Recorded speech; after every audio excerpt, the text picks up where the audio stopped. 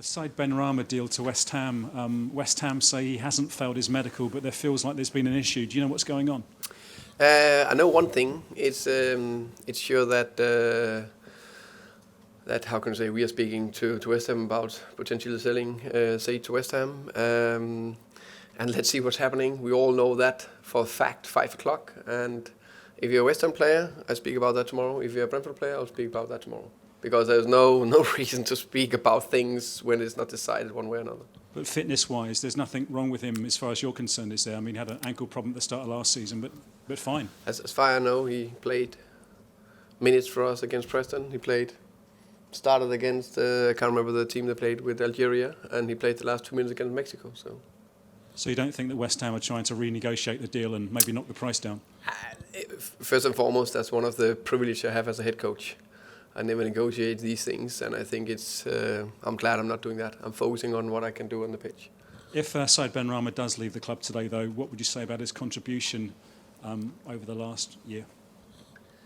I think it's obviously that I think Said's been one of the best players in this division for the last 2 seasons, and I think last year he stood out even more, not only with his goals and assists, but also his trickery and his one-on-one situations, skills, but also I think he showed a development in terms of pressing and work ethic and be a really good team player.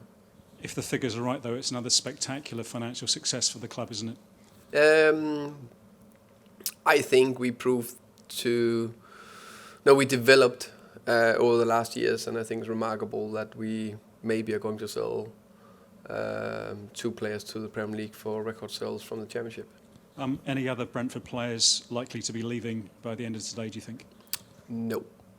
Incoming? No. Absolutely no one coming in? None.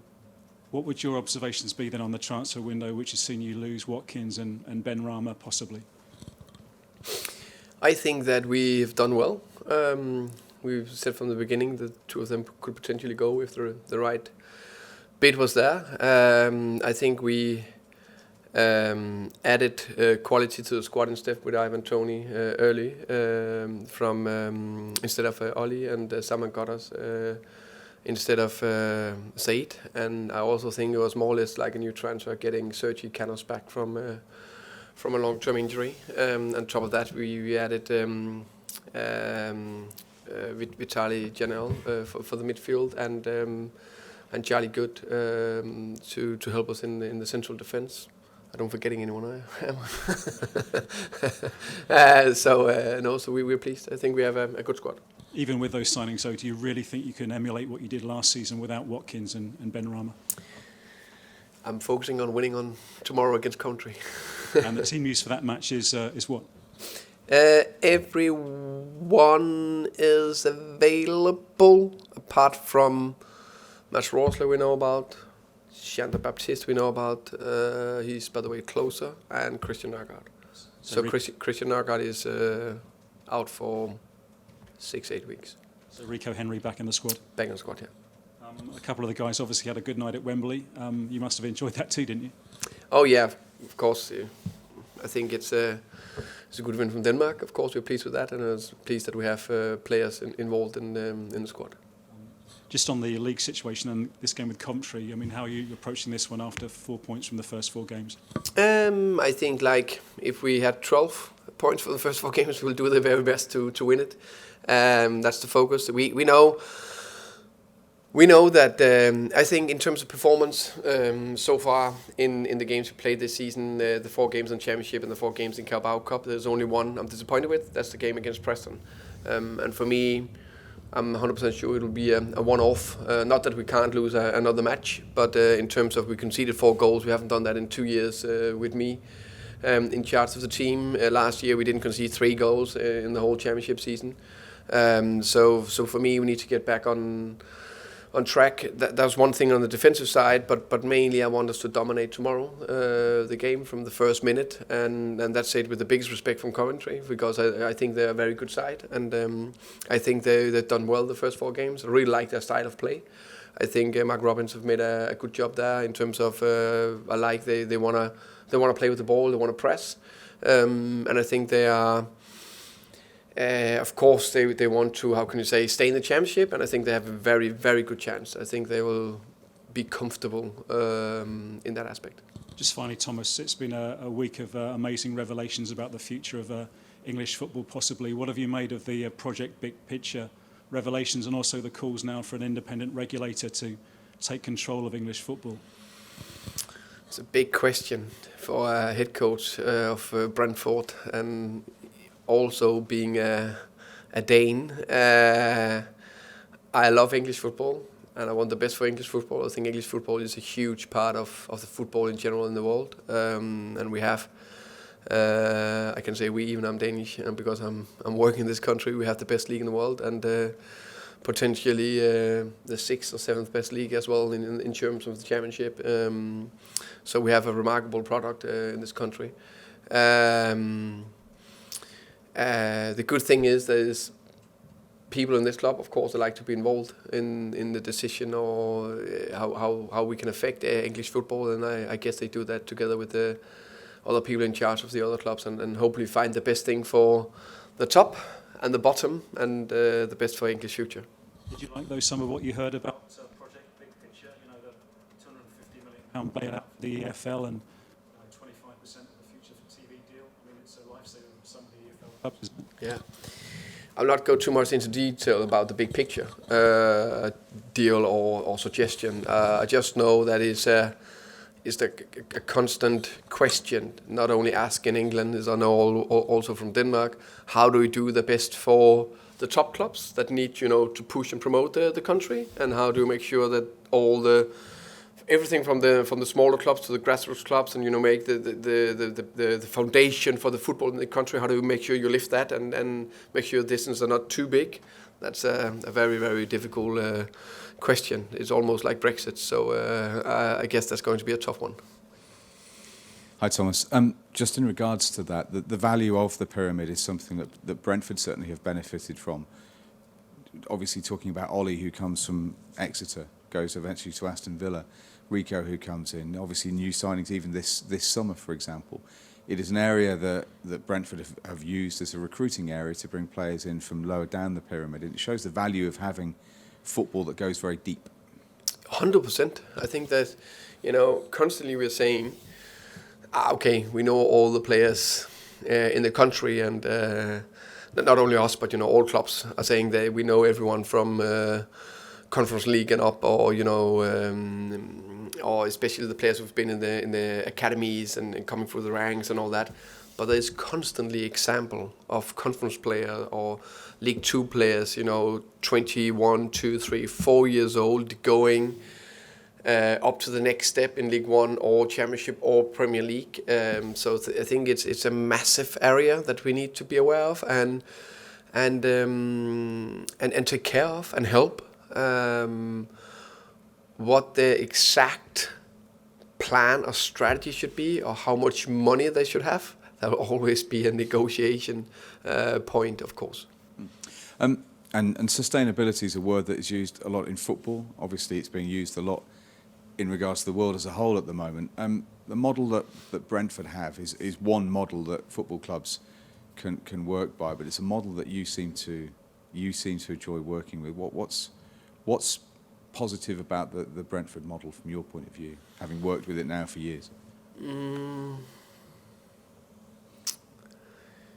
I think, of course, people need to understand there's something they've been working on in the club for, let's say, at least 10 years.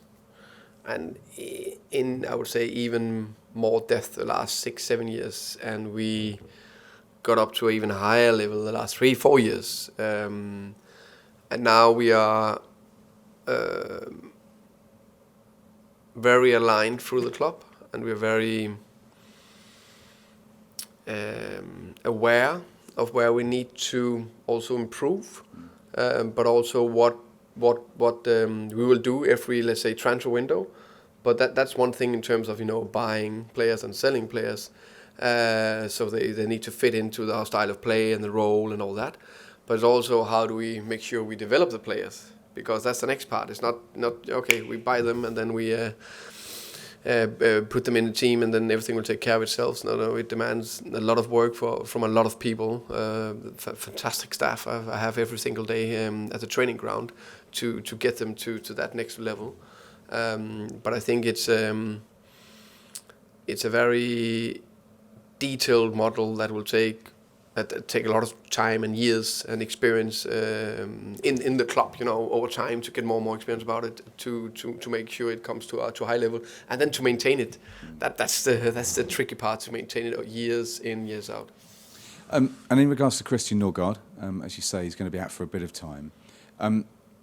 You've got a strong squad, and you believe in your squad of players, and someone will step into that role. But how much of a loss is he, not just what he does as a player, but he is part of the leadership group as well? So that leadership element is something that has to be replaced to a certain extent. 100%. There's no doubt that the four main persons in that leadership group is, Pontus, Henrik, Christian, David, and I think actually Luke Daniels have a big part of that without being part of the four, because you have a massive experience as a player and as a person. But one of the main leaders is not on the pitch. Others need to step up and take more responsibility. I need to see more personality from Matthijs Jensen or Josta Silva or other players on the pitch. 100% we need that. And in terms of Christian not playing, of course, there needs another player to step into his position. And we know that Matthijs can do a job there. We know Shandon have done a job there. And there's no secret that Vitaly Janel is a player in his best position is a 6. And he's been looking really, really good in training. I'm looking forward to present him for the fans in the near future. I'm 100% sure he will play a big part of that, and he will help us. And he's part of the squad tomorrow. And did the international break actually come at the wrong time for Ivan, having just started getting the goal scoring, ball rolling? It helps with confidence, and suddenly there's a break. So you'll hope that break won't affect that, and the momentum he can have as an individual can continue now. Hopefully. I think he progressively have done better game by game in terms of the key areas I want to see, his link-up play, his abilities to press, and the triggers and the timing in that, and then working on the last line and arriving in the box. That's the three main areas I'm working on with him, and I think he's done better and better, and I think he scored 2 really good goals against Preston. Hopefully he can keep that up, 2 goals on average. That'll be nice over the next games. I take that. And Coventry, very impressive last year, and anyone who saw them probably wouldn't be surprised that they got promoted last year because of the way that they've played, and they've taken to this season very positively as well. They've got a very positive approach to the way that they play football, so they're dangerous opponents.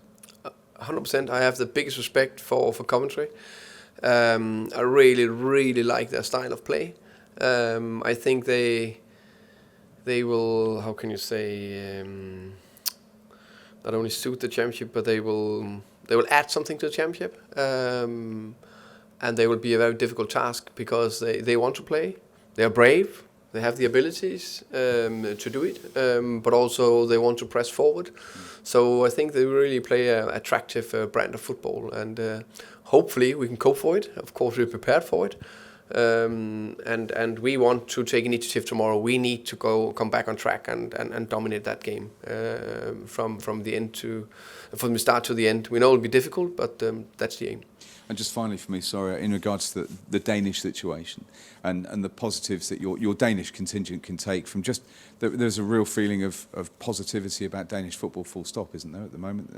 Just national team, Midtjylland obviously getting through into the Champions League group phases. There's a real feel-good factor within the football within Denmark.